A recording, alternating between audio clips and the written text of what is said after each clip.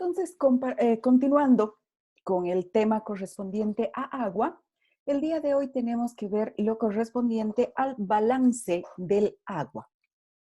La cantidad de agua corporal está en un perfecto estado de equilibrio.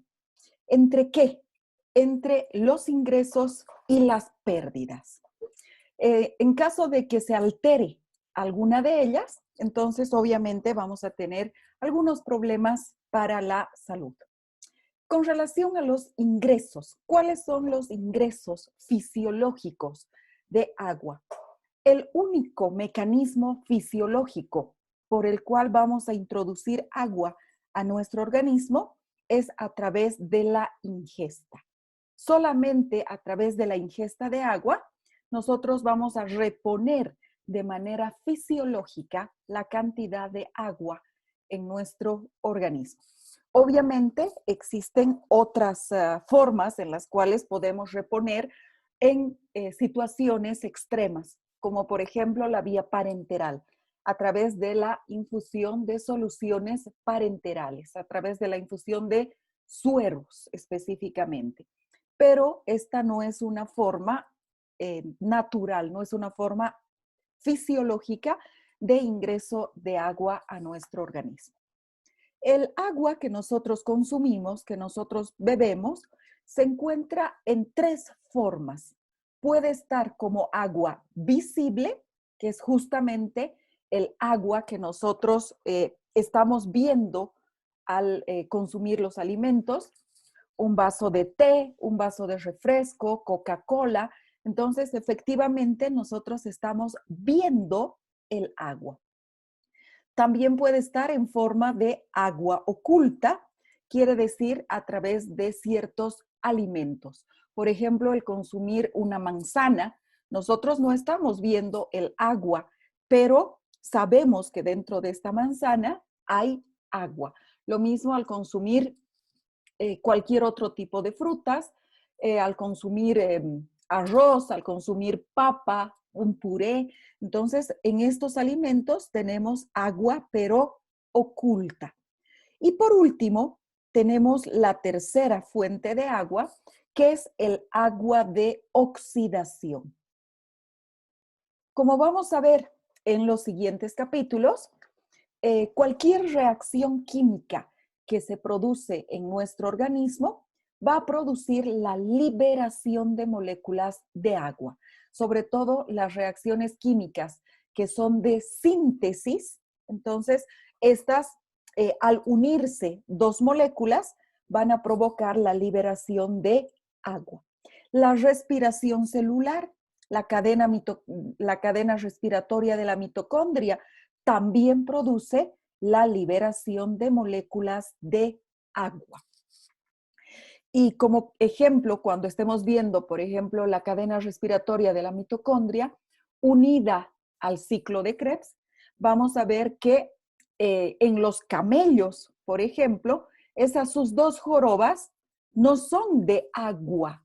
Esas sus dos jorobas que tienen los camellos y que pueden soportar estar días, incluso semanas sin consumir agua, no es porque en esas jorobas lleven agua, sino que esas jorobas tienen tejido adiposo y como consecuencia de la respiración, del metabolismo propio de este camello, es que esta grasa que va a ingresar al ciclo de Krebs a la cadena respiratoria de la mitocondria se va a convertir en agua. Por eso es que estos camellos tienen un metabolismo que permite la mayor producción de agua y estos animalitos pueden estar incluso semanas en el desierto sin consumir agua. Con relación a las pérdidas se subdividen a la vez en dos tipos de pérdidas. Tenemos en primer lugar a las pérdidas sensibles y tenemos también las pérdidas insensibles.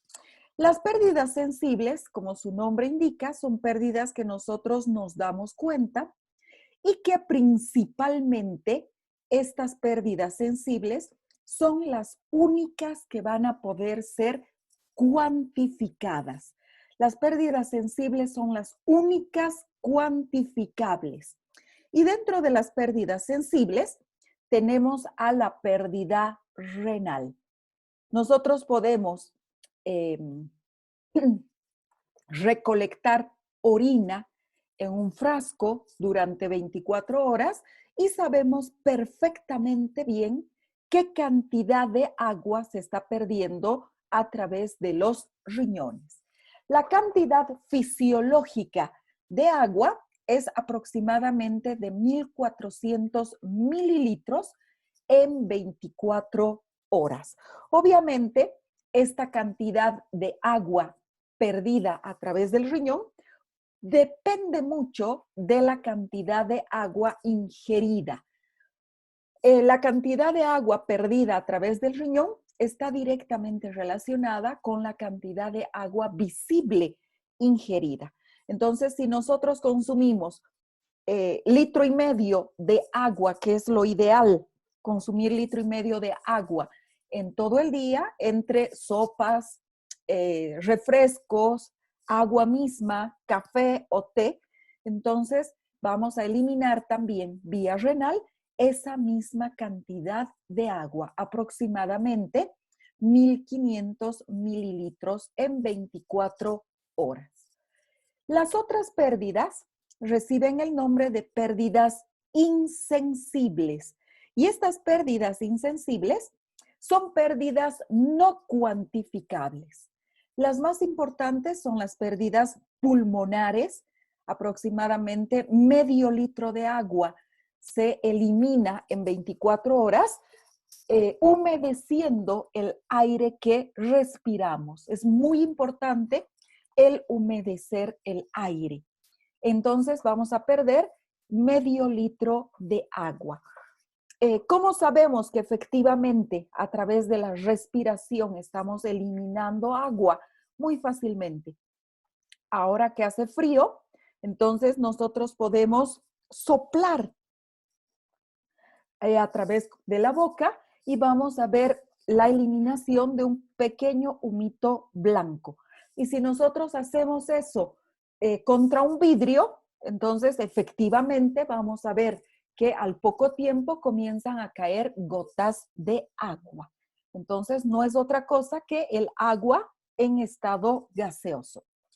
Con relación a la transpiración, también hay una pérdida importante a través de la piel. Y estamos hablando de que aproximadamente a través de la transpiración depende mucho, obviamente, la cantidad de agua que se pierde, de cuán abrigados estamos, depende mucho de el calor ambiental, la temperatura ambiente, depende mucho de si estamos realizando ejercicio físico o no, pero en promedio la cantidad de agua que se pierde a través de la piel está alrededor de los 700 mililitros en 24 horas. Y por último, pero no por eso menos importante, tenemos las pérdidas digestivas. Y las pérdidas digestivas, quiero que por favor ustedes me entiendan esta parte. Las pérdidas digestivas, de acuerdo a algunos autores, no son fisiológicas. No se pierde agua a través de la formación de materia fecal, a través de la vía digestiva. En cambio, otros autores indican que sí se pierde agua. En fisiología les han dicho que sí hay una pérdida digestiva. Entonces, para que no haya contradicción, nosotros vamos a considerar que sí existe la pérdida digestiva. Y esta corresponde entre 100 y 200 mililitros en 24 horas. Ahora, vamos a analizar, porque posiblemente en curso superior, alguno de sus docentes también les diga que no existe la pérdida digestiva. Entonces vamos a analizar qué dicen los que apoyan y qué dicen los que no apoyan la pérdida digestiva. Los que no apoyan la pérdida digestiva, dicen, el agua que se elimina a través de la vía digestiva es agua de paso. ¿Qué quiere decir? Agua que ingresó a nuestro organismo y que ha pasado por todo el aparato digestivo hasta que ha llegado al intestino. Y una vez en el intestino, esta agua se va a eliminar formando parte de la materia fecal. Entonces, estos autores indican que si el agua nunca se absorbió, obviamente tampoco tendríamos pérdidas digestivas. Simplemente es un agua que ha ingresado junto con los alimentos, ha pasado por todo el tubo digestivo y finalmente se ha eliminado. Bueno, no podemos considerar en este caso una pérdida. ¿Por qué? Porque es agua que entró y salió. Entonces, como nunca se absorbió, no constituye una pérdida. Pero, ¿qué dicen aquellos autores que indican que sí es una pérdida? Indican, efectivamente, a través de los alimentos, nosotros estamos ingiriendo agua. Pero una vez que los alimentos se ponen en contacto con nuestro organismo, ya en la boca, estos alimentos tienen que unirse a la saliva. Y la saliva es un líquido que está siendo formado por las glándulas salivales en nuestro organismo. Una vez que este bolo alimenticio pasa al estómago, en el estómago se une a los líquidos gástricos y finalmente pasa al intestino y se va a unir al líquido intestinal. Entonces, este alimento está captando agua, está captando líquidos que sí provienen de nuestras secreciones gástricas, de nuestro organismo. Y como consecuencia, el agua que está formando parte de la materia fecal era también parte de nuestro organismo. Entonces, existe una pérdida digestiva de 100 a 200 mililitros en 24 horas. Lo que he hecho ha sido explicarles cuáles son las dos teorías y como les vuelvo a repetir, nosotros como materia de bioquímica clínica vamos a ser coherentes con lo que les han dicho en fisiología y en fisiología les han dicho que existen las pérdidas digestivas. Pero posiblemente para que no tengan esa duda, en curso superior, alguno de los docentes les diga que no existen las pérdidas digestivas. Entonces significa que utiliza la otra bibliografía en la que simplemente indican que la cantidad de agua que es eliminada junto con la materia fecal es agua de paso, es agua que estaba en tránsito. Bueno, entonces, ya sabiendo, conociendo las dos teorías, entonces podemos continuar. Ahora sí vamos a ver las alteraciones. ¿Qué sucede si nosotros consumimos mayor cantidad de agua? Es importante indicar que para que el organismo pueda funcionar de manera correcta, tenemos que consumir por lo menos, o sea, la cantidad de agua mínima que debemos ingerir para que nuestro organismo funcione de una manera adecuada, son 500 mililitros de agua. Esto es lo mínimo. Menos de 500 mililitros de agua van a provocar en nuestro organismo ciertas alteraciones. Incluso una ingesta menor a 500 mililitros por un tiempo relativamente corto podría provocar que nosotros fallezcamos. Entonces, lo mínimo que tenemos que consumir al día son 500 mililitros. Esto es lo mínimo. Lo ideal tiene que estar entre 1000 y 1500 mililitros de agua al día. Vuelvo a repetir, lo mínimo que podemos consumir de agua son 500 mililitros. Y lo ideal es entre 1000 y 1500, de manera tal que nosotros estaríamos reponiendo la pérdida renal diaria.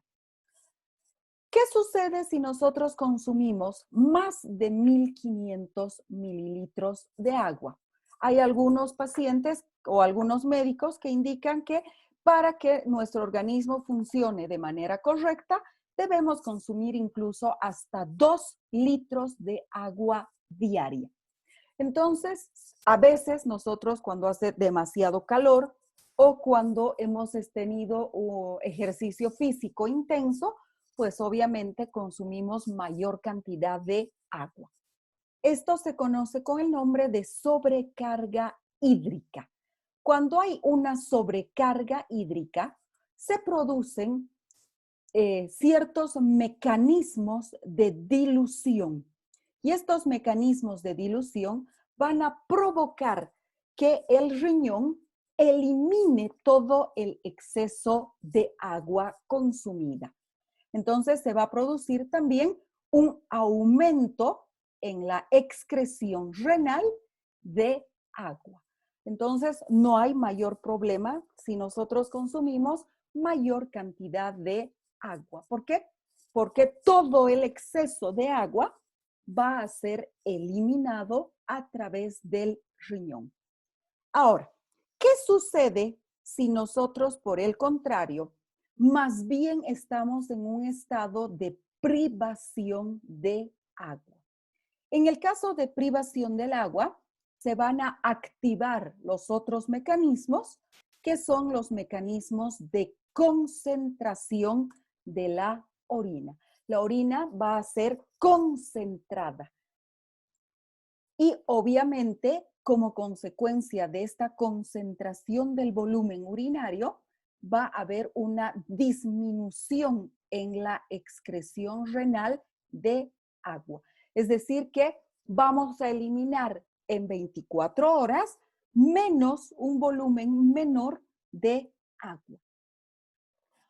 Ahora, ¿por qué es importante que nosotros consumamos por lo menos 500 mililitros de agua? Este volumen es muy importante debido a que existe una pérdida obligada de agua. Obligatoriamente, el riñón, para no lesionarse, para no perder su funcionalidad, tiene que eliminar en 24 horas 500 mililitros de agua. Esa es una pérdida obligada, es una pérdida obligatoria. Si no elimina en 24 horas 500 mililitros de agua, el riñón va a comenzar a sufrir. El riñón va a comenzar a taponarse. Y este paciente puede entrar en una insuficiencia renal que se llama específicamente prerrenal.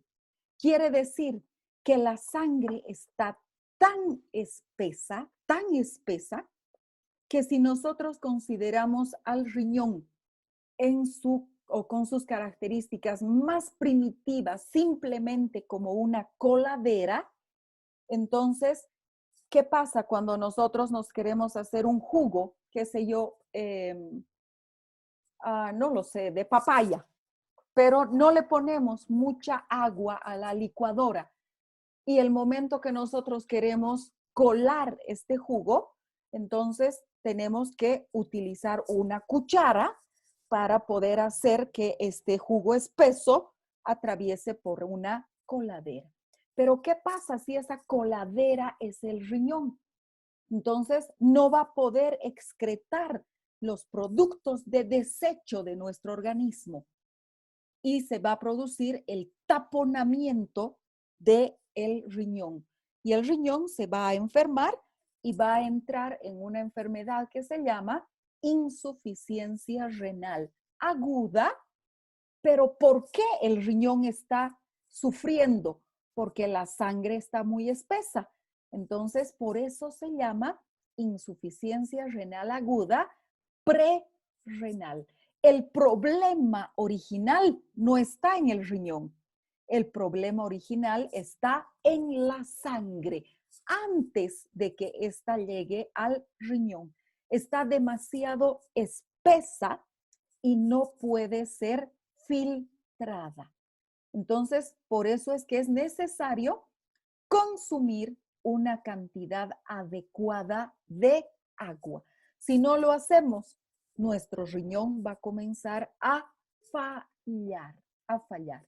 Y obviamente, esta insuficiencia renal aguda prerrenal luego va a provocar un deterioro del funcionamiento renal y nosotros o nuestros pacientes pueden entrar en insuficiencia renal intrínseca. Es decir, que realmente como consecuencia de tanto tiempo que no ha consumido una cantidad normal, adecuada de agua, que el riñón ha comenzado ya a fallar. El riñón efectivamente ahora está enfermo, está lesionado y la mayor parte de las veces esta lesión renal es irreversible. Es decir, que el paciente ya se va a quedar como un paciente insuficiente renal. Las pérdidas patológicas son, por ejemplo, como consecuencia de una disminución del volumen extracelular, lo que va a provocar una disminución de la presión arterial. O también como consecuencia de una sudoración excesiva. En este caso vamos a tener un exceso de solutos, lo que va a provocar pérdidas patológicas. Bueno, no sé si tienen dudas con relación a las alteraciones.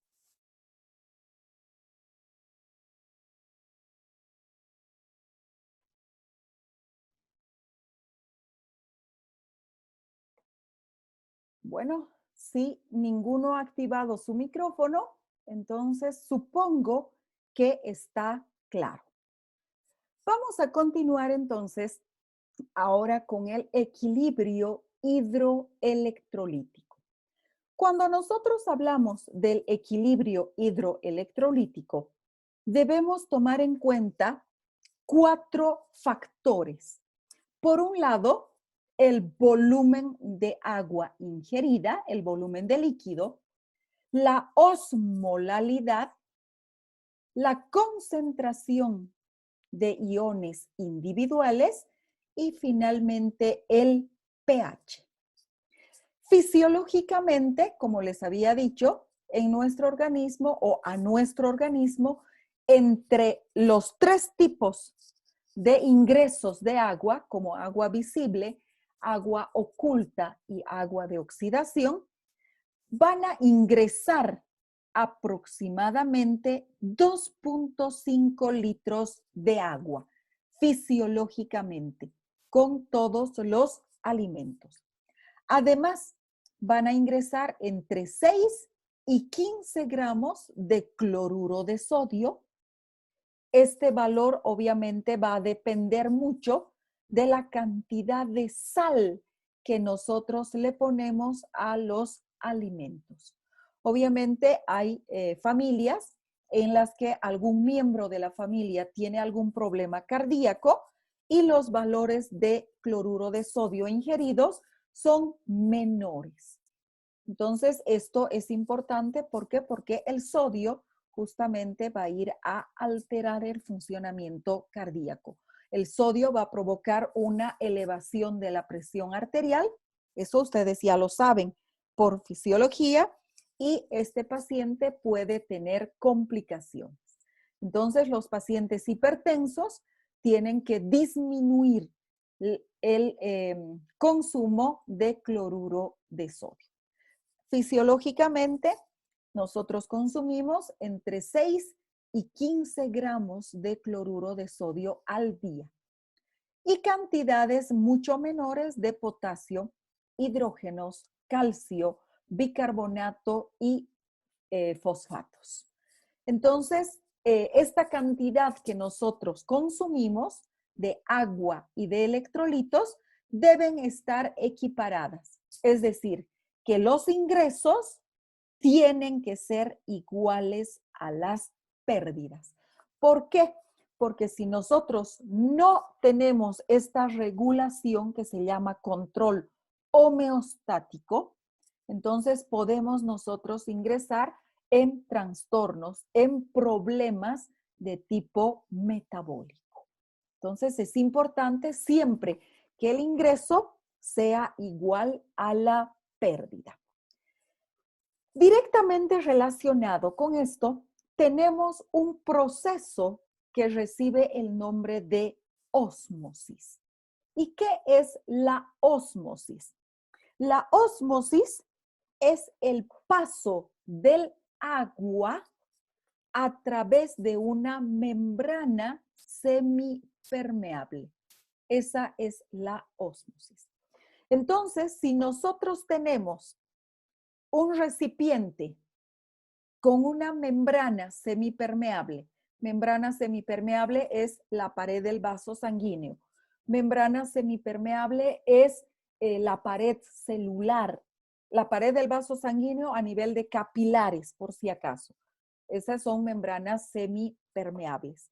Las paredes celulares también son las membranas celulares, son membranas semipermeables. Entonces, ¿qué sucede? Si nosotros tenemos un vaso de agua, vamos a poner como ejemplo un vaso de agua, y le colocamos una membrana semipermeable. ¿Por qué semipermeable?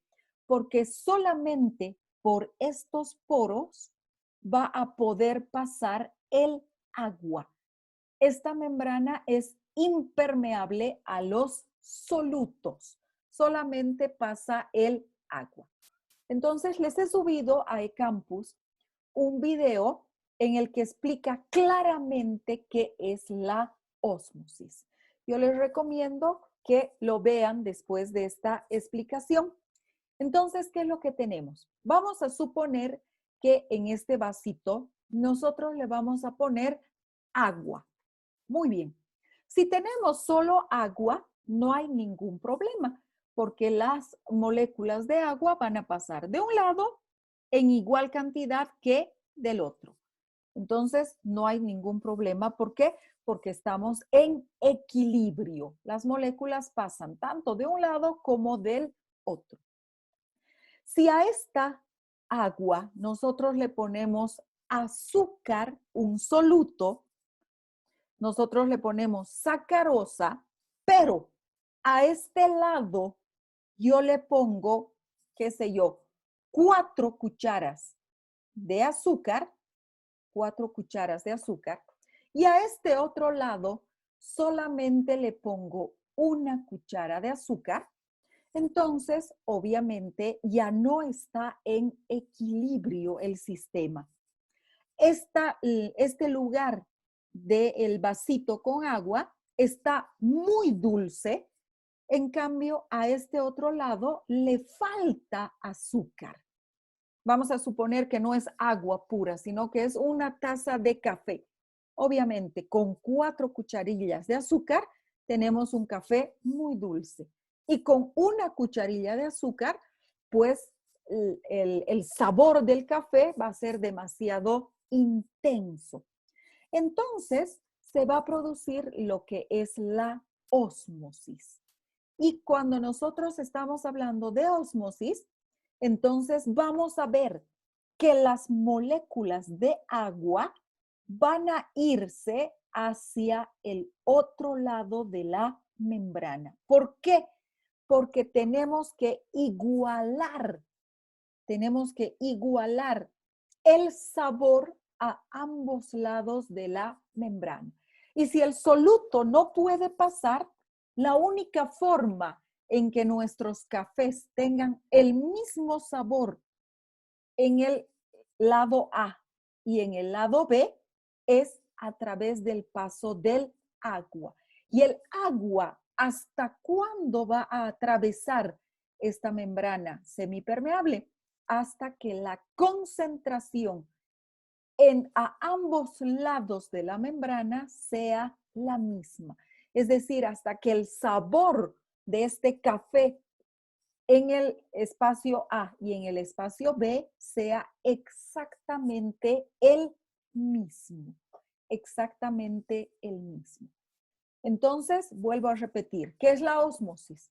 Es el paso del agua de menor concentración de soluto. Cuando nosotros no especificamos la palabra soluto, nos estamos refiriendo directamente al soluto. De donde hay menos soluto a donde hay más soluto. De menor concentración a mayor concentración. Pero ustedes me dirán, en fisiología nos han dado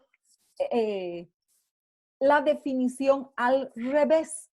Lo que pasa es que en fisiología han hablado de moléculas de agua. La ósmosis es el paso del agua de mayor concentración de agua a menor concentración de agua. Pero han utilizado la palabra agua. Entonces, en este caso, al final, la dirección de la ósmosis es la misma.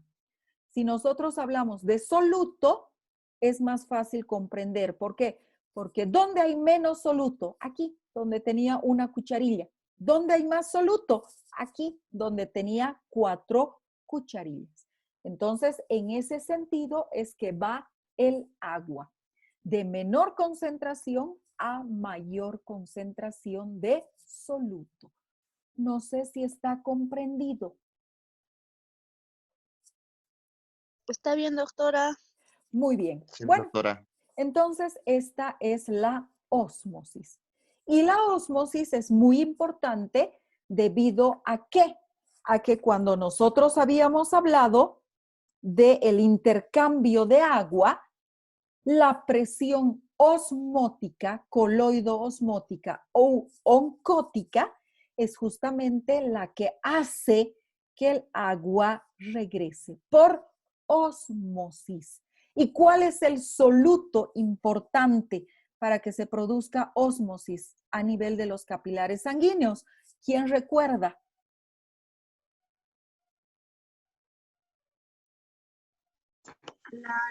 La albumina, doctora. La albúmina. Muy bien.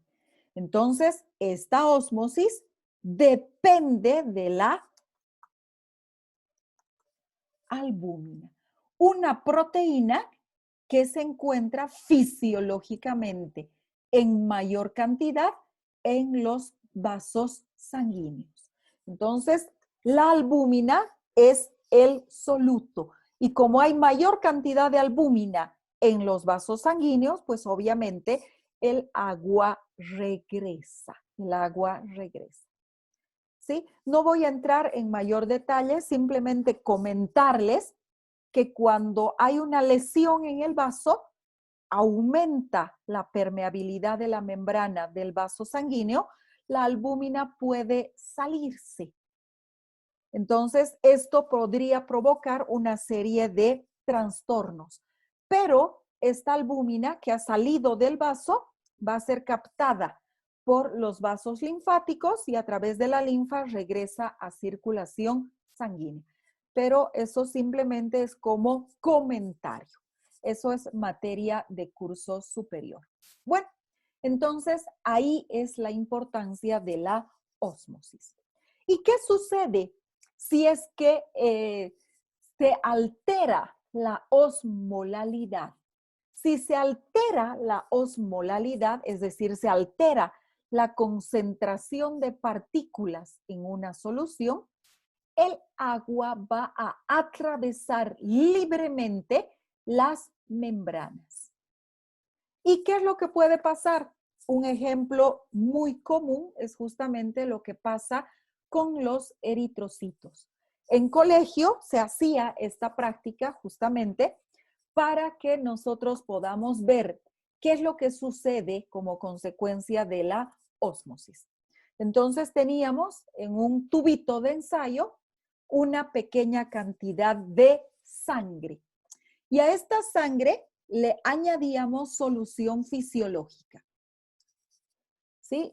Esa que venden en las farmacias. Entonces le añadíamos la solución fisiológica y no pasaba absolutamente nada. ¿Por qué? Porque obviamente la solución fisiológica es una solución isotónica. ¿Qué quiere decir que sea una solución isotónica? Que tiene la misma concentración de solutos que los líquidos orgánicos, los líquidos biológicos de nuestro organismo. La solución isotónica tiene la misma concentración de solutos que el plasma sanguíneo. Entonces, como no estamos alterando la concentración de solutos, no hay un aumento en los solutos, el agua va a pasar libremente de un lado al otro y no va a provocar ninguna lesión en los eritrocitos. La cantidad en exceso que entra de agua va a salir. Entonces estamos en equilibrio. ¿Qué sucedía si nosotros le poníamos a esta muestra de sangre agua normal, agua de la pila? Entonces veíamos que el sobrenadante, la parte líquida de la sangre, se convertía en una sangre o tenía un color rojo. ¿Por qué? Porque nosotros le estábamos añadiendo agua pobre en solutos. Nosotros le estábamos adicionando a esta muestra de sangre una solución hipotónica. Y es hipotónica, hipo quiere decir bajo, con poca cantidad de solutos con relación al plasma sanguíneo. Entonces, ¿qué estábamos provocando al ponerle esta agua pura? Estábamos provocando que el agua entre en mayor cantidad a la célula. Eso estábamos provocando. Estábamos provocando ósmosis. Estábamos poniéndole nosotros agua pobre en solutos. Entonces, en vez de tener, en este caso, mayor cantidad de soluto, estábamos poniéndole agua pobre en soluto. Entonces, estábamos aumentando este lugar y eso iba a provocar ósmosis. Y la ósmosis es el paso del agua de menor concentración a mayor concentración. Y obviamente cuando la célula, el eritrocito, se llena de agua, va a llegar un momento en que el eritrocito se rompe. Ya no puede seguir llenándose de agua y se va a producir la hemólisis. ¿Y cómo nos dábamos cuenta que efectivamente se había producido hemólisis? Porque en el plasma sanguíneo aparecía la hemoglobina, que es la proteína que le da el color a la sangre. Y el plasma se volvía rojo. Eso significaba que efectivamente los eritrocitos se habían roto. Y por el contrario, si nosotros le ponemos una solución hipertónica, quiere decir con una gran cantidad de solutos, entonces vamos a provocar también ósmosis, pero al revés. Como hay demasiada cantidad de soluto, ahora este sería el espacio extracelular. Como hay demasiada cantidad de soluto aquí afuera, Entonces, ¿quién va a compensar este exceso de soluto aquí afuera? El agua que está dentro del eritrocito. Y en este caso, el agua se sale. Y la célula obviamente se va a arrugar. Nosotros veíamos al microscopio unas células normales, unas células rotas y finalmente estas células arrugadas, estas células con poca cantidad de agua. No sé si está comprendido.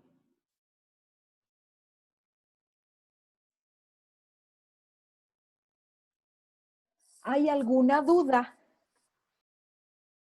Está bien, doctora. Perfecto. Bueno, entonces esto es muy importante que ustedes sepan debido a que dependiendo qué tiene su paciente, vamos a administrarle de venta en las farmacias. Hay soluciones isotónicas, hay soluciones hipotónicas y también hay soluciones hipertónicas. Y dependiendo si nosotros queremos producir ósmosis o no, le vamos a administrar cierto tipo de soluciones. Por ejemplo, si nosotros solamente queremos mantener el volumen circulante o aumentar el volumen circulante, vamos a administrarle soluciones isotónicas. Estas no van a provocar más que un aumento del volumen circulante y que el riñón comience a eliminar gran cantidad de agua. Entonces, aquí vamos a administrar soluciones fisiológicas. Pero si nosotros queremos que el agua entre dentro de las células, ¿por qué? Porque está deshidratado nuestro paciente, entonces vamos a administrarle soluciones hipotónicas. Y si nosotros queremos quitar agua de nuestro paciente porque tiene un edema, por ejemplo, entonces vamos a administrar soluciones hipertónicas. Dependiendo si nosotros queremos que haya ósmosis o que no haya ósmosis, vamos a administrar cierto tipo de soluciones. Obviamente, esto ustedes van a ver el próximo año en un poquito ya en semiología y también van a ver, nuevamente van a hablar de las soluciones en farmacología. Entonces, obviamente, solamente yo les estoy dando la parte básica de cómo funciona la ósmosis. En qué situación administrar soluciones iso, hipo o hipertónicas, eso es materia de otro curso superior. Bueno, entonces vamos a continuar. La ósmosis, como acabamos de ver, es un proceso integrador en el que van a actuar, por un lado, el aparato respiratorio y cardiovascular, y vamos a tener una respuesta renal y conductual. ¿Qué sucede con el aparato respiratorio? Entonces, por ejemplo, vamos a suponer que se ha producido un cambio en la presión arterial. Entonces, el control neuronal es un control rápido. Pequeños cambios en la presión arterial van a ser corregidos rápidamente por el control cardiovascular. Si estos cambios persisten, recién van a actuar los riñones.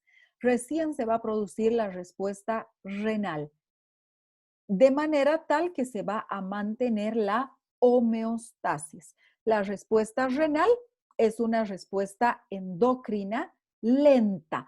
Quiere decir que tiene que haber la participación de la vasopresina. Y la respuesta conductual es que nosotros vamos a tener, por ejemplo, sed. Y al tener sed, obviamente nosotros vamos a ingerir agua. Entonces, aquí tenemos un ejemplo. ¿Qué sucede si es que hay una disminución del volumen sanguíneo? La disminución del volumen sanguíneo va a provocar una disminución de la presión arterial. Inmediatamente cuando nosotros tenemos una disminución de la presión arterial, se van a producir una serie de procesos reflejos en busca de mantener la homeostasis. Se va a producir alteración a nivel de los volúmenes en las aurículas y vasoreceptores carotídeos y aórticos. Entonces, como consecuencia de esta alteración, se va a producir una alteración en el aparato cardiovascular. ¿Qué va a pasar con el corazón? ¿Qué va a hacer el corazón si hay una disminución del volumen sanguíneo y por lo tanto de la presión arterial? ¿Qué pasa con el corazón?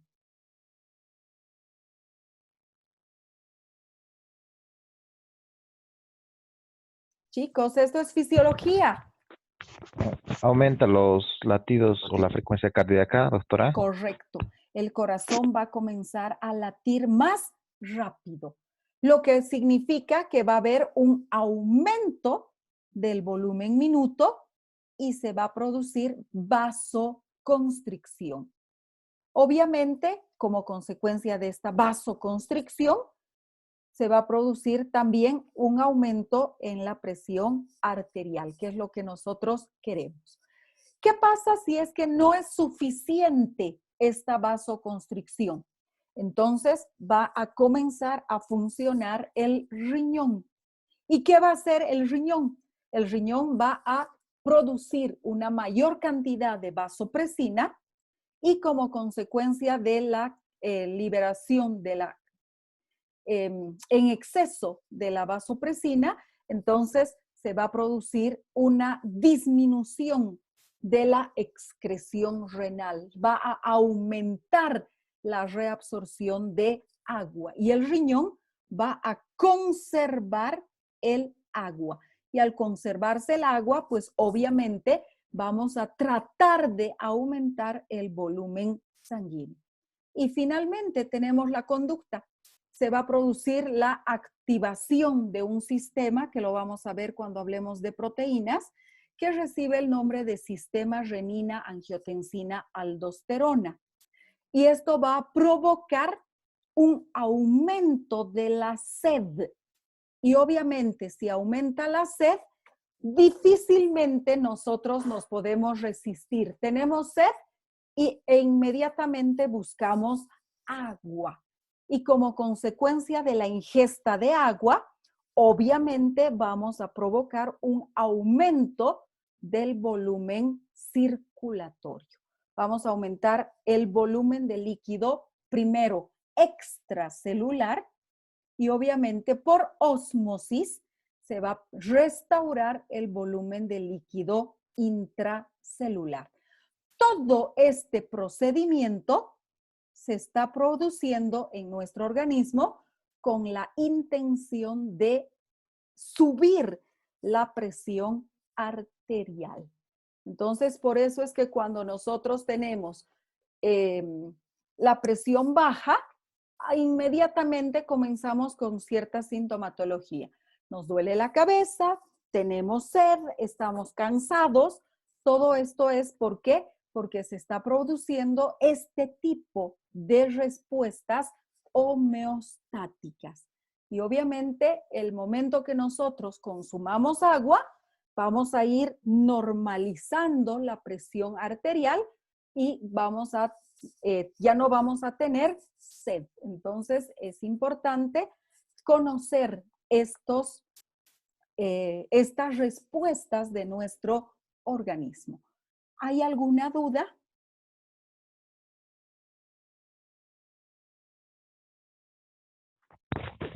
No, doctora, está bien. Muy bien. Ahora, ¿qué función tiene la vasopresina? La vasopresina es una hormona polipeptídica y su función es la de retener el agua a nivel del riñón. Es la retención renal de agua. Esta vasopresina actúa sobre cierto tipo de células. Tiene su célula blanco, su célula diana, a nivel del túbulo colector. Entonces actúa a nivel de la membrana apical y produce la apertura de ciertos poros. Estos poros reciben el nombre de acuoporinas. Estas acuoporinas fisiológicamente se encuentran dentro de las células. Entonces, cuando actúa la vasopresina, va a provocar que estos poros, que estas acuoporinas, migren, se vayan hacia la membrana apical. Y estas acuoporinas van a permitir que el agua regrese a circulación sanguínea.